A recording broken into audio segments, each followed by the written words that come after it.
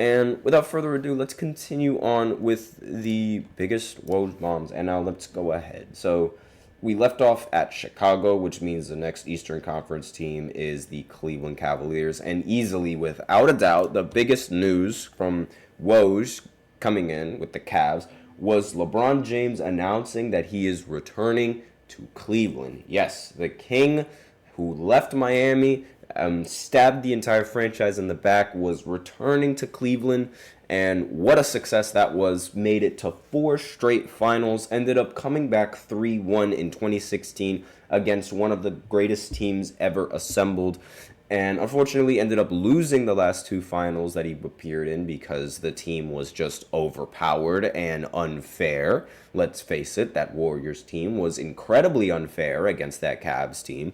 But regardless, LeBron making it to the finals in 4 years straight with the Cavs after returning from Miami after making 4 straight finals appearances there is probably one of the most underrated parts of LeBron's legacy, and a part of LeBron's legacy that gets scrutinized for whatever reason. Like, people will hate on you for making the finals. It's really tragic that that's how people think, and it's really sad that that's how they love to just completely mitigate your performances just because of this, that, and the other without even looking at this, that, and the other.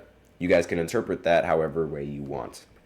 But at the end of the day, that was a complete success. It was a great move. Well, not really a great move. I mean, that was a blessing for Cleveland. And really not much to talk about that. Bron's the GOAT. Next, we are going to look at the Detroit Pistons. And the biggest Woj bomb coming in from them was the Clippers and Pistons have agreed to a deal to trade Blake Griffin for Tobias Harris, Avery Bradley, Boban Marjanovic, a first-round and a second-round draft pick, league sources tell ESPN. This actually made Detroit a solid team for a little bit. Blake Griffin looked like a very, very solid star in Detroit. It's just, once they got to the playoffs, Giannis Antetokounmpo said, "Excuse me," and just stepped over everybody on Detroit. And it didn't matter who was in Giannis Antetokounmpo's path. He was dunking on you. He was scoring on you. He would Michael Jordan, hold the ball in the air, hang time over your head. Giannis was on a complete tear in 2021. And unfortunately, the Pistons got in his way. And they needed to be trampled. So that's and the experiment with Detroit, with Blake Griffin in Detroit, I mean, it got them to the playoffs, but really it didn't really get them any farther than that. And ever since they got rid of him, they've been the worst team, one of the worst teams that the NBA has seen. And I say one of them because Washington is just as bad, but still, more on them later. Next big Woj bomb that came in was the trade between the Kings and the Pacers, but this is a little bit bigger news coming in from the Pacers. So, Pacers are trading Domantas Sabonis, I guess Woj misspelt that there, oops, Jeremy Lamb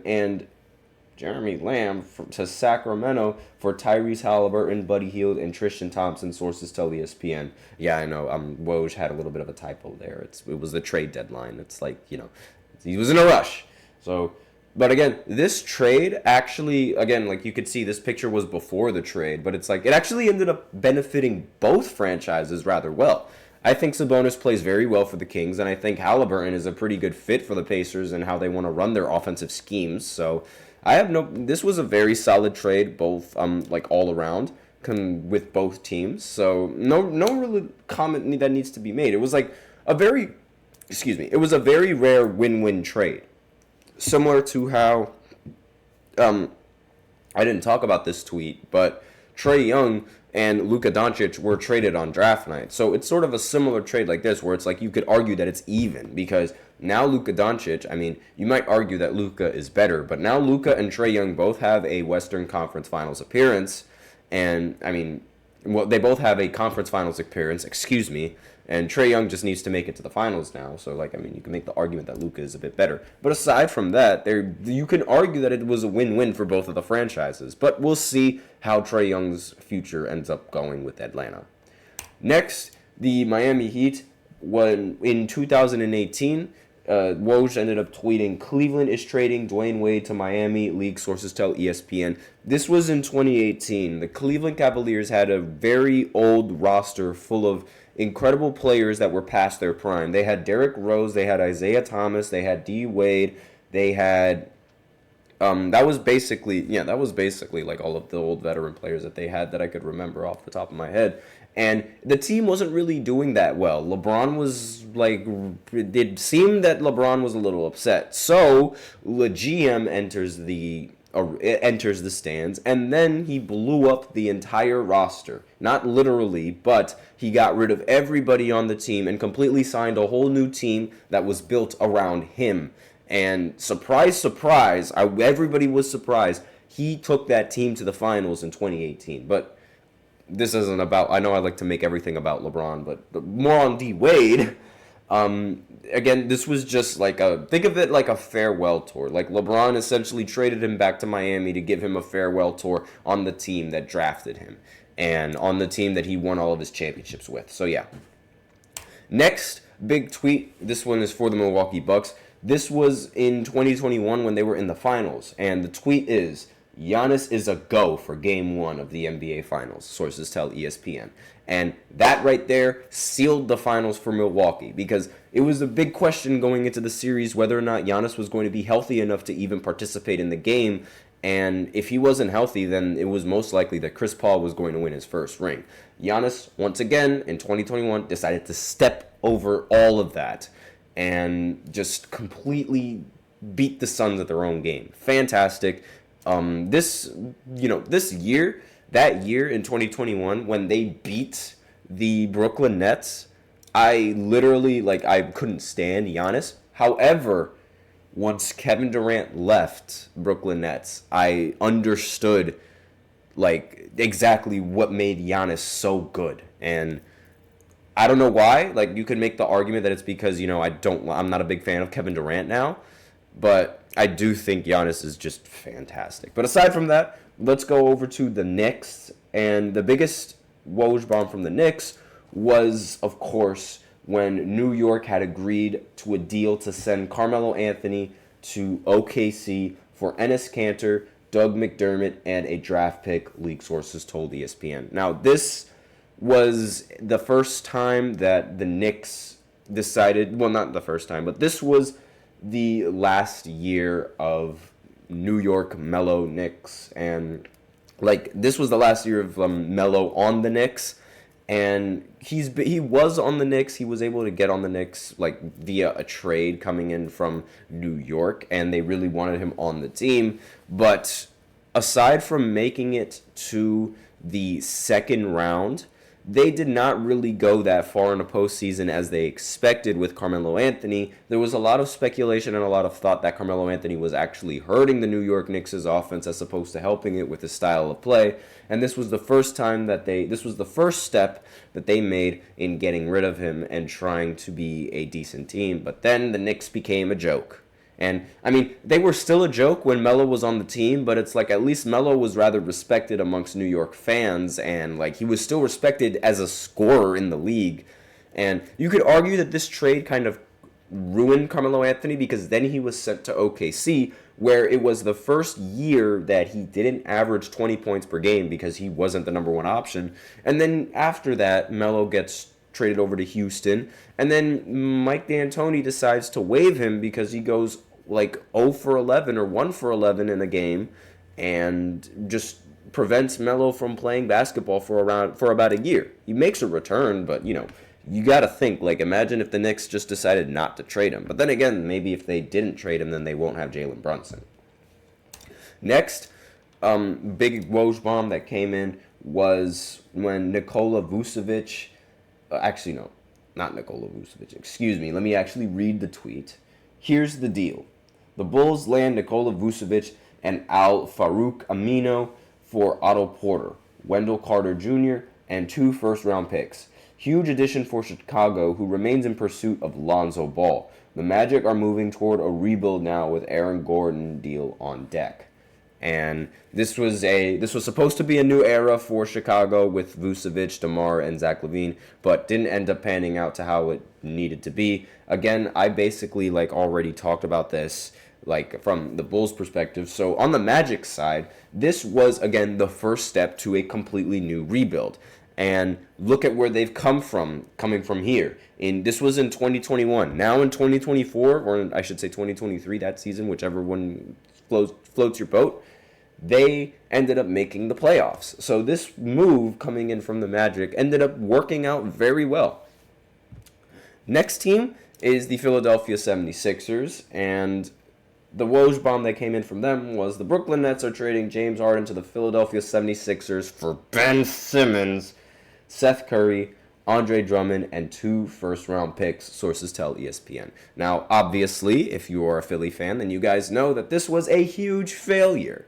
James Harden did not do what everybody expected him to do, and that was actually perform and shoot the ball in the postseason, unlike Ben Simmons. If anything, it felt like Ben Simmons had never left Philadelphia. And I mean, this was sort of the start of the decline of James Harden. This was a very big deal. This trade was a very big deal because James Harden, he came off of an injury in the postseason, but during that postseason, he was averaging around 29 points per game and 10-plus assists. He literally had the argument for winning Finals MVP if he did not get hurt and if Kyrie did not get hurt. And since James Harden at the time was the best shooting guard, I don't care what any of you guys say. On his time with Houston and his time with Brooklyn, he was by far the best shooting guard in the entire NBA. One of the best guards. Honestly, he played shooting guard and he moved over to point guard when he went on to Brooklyn. And you can make any sort of argument that you want with the positions. I don't believe in positions. I'd rather go positionless. And he brings the ball up most of the time anyway on any team, regardless whether he's a shooting guard or a point guard. So it really doesn't matter. But less on that. And talking about the actual move itself, it was huge because James Harden was still considered to be in his prime. Now this is sort of seen as a bad move because a lot of people are seeing it in hindsight as now he's on the decline, and it wasn't really a smart move to begin with. But again, it's still better than having Ben Simmons on your squad. Next, Woj bomb is coming in from the Toronto Raptors. Spurs have agreed to trade Kawhi Leonard and Danny Green to Toronto for DeMar DeRozan, Jacob Poeltl, I don't know forgive me if I botched that last name, and a protected 2019 first round pick, league sources tell ESPN. Trade call with league office is starting shortly. And this was a very, very big trade, obviously, because a lot of Raptors fans, they really liked DeMar DeRozan and they didn't want to trade him away, but they quickly scrapped that once Kawhi Leonard entered the postseason and won the championship for them. It was a really tough trade that still affects DeMar DeRozan to this day because he's rather egregious thinking that he would have won with the Raptors had he stayed with the Raptors. I don't think he would have won personally, but he can believe whatever he wants to believe. And really, I mean, this trade was the biggest win for the Toronto Raptors because, again, the second after they traded for Kawhi goes on a ridiculous playoff run and they end up winning the finals. The first ever championship in the franchise's history, and every single Raptors fan loved Kawhi for it. It didn't matter that he was going to leave the year after. He got the job done in Toronto. And it was something that DeMar never could do because of his postseason bugaboos. I'm sorry to say it, but it's true. And finally, the last team in the entire Eastern Conference, the Washington Wizards. And the biggest tweet coming in from them was Houston has agreed to trade Russell Westbrook to Washington for John Wall and a first-round pick, sources tell ESPN. So, John Wall, I mean, with his time with Washington, it's shrouded in injuries and speculation, I should say, because a lot of people were expecting that John Wall was going to continue to be a top 4 point guard in the NBA like he was in 2017, averaging 20-plus points and 11 assists per game while still having solid defense along with it. And a lot of people were expecting great things from John Wall, but then injuries kept happening and it sort of slowed him down and it kept hindering him from actually playing a lot of games, and it left Bradley Beal alone. And because of his inactivity, the Washington decided to trade him over to Houston after 1 year of the Russell Westbrook experience. Now, I don't know if you want to argue if this year was a success or a failure. I mean, Russ would say it's a success because he was once again averaging a triple-double on the Washington Wizards. And on Houston's side, they ended up losing all 20 games that they had John Wall, and then they ended up getting rid of John Wall directly after that. So really a lose-lose situation coming in from all of these guys. But those are the biggest Woj tweets coming in from every single Eastern Conference team. I might do a Western Conference a little bit later in the future, but with that out of the way, we can continue on and go into our break, and then I'll go into the third segment where I continue to talk about players with the most to prove in the NBA next season, and I'm going to continue this for the third and the fourth segment, so I'll be right back after this short break. Be sure to stay tuned. Looking for your daily fix of sports talk without having to pay for it? GSMC Sports Network is available on YouTube. Just search GSMC Sports Network. Get your fix of daily sports talk shows on YouTube, absolutely free. NFL, college football, NBA, MLB, MMA, UFC, fantasy football, and so much more. GSMC Sports Network has shows running all day long, with new sports shows starting every 2 hours. Just like on your favorite cable sports channel, except GSMC Sports Network is absolutely free. Just search GSMC Sports Network on YouTube to catch one of your new favorite shows, like the GSMC College Football Podcast, Chip Shot Football Podcast, Hoops and Heels Women's Sports Podcast, GSMC Basketball Podcast, and so many more. Check it out for yourself. GSMC Sports Network, now available on YouTube absolutely free. Search GSMC Sports Network.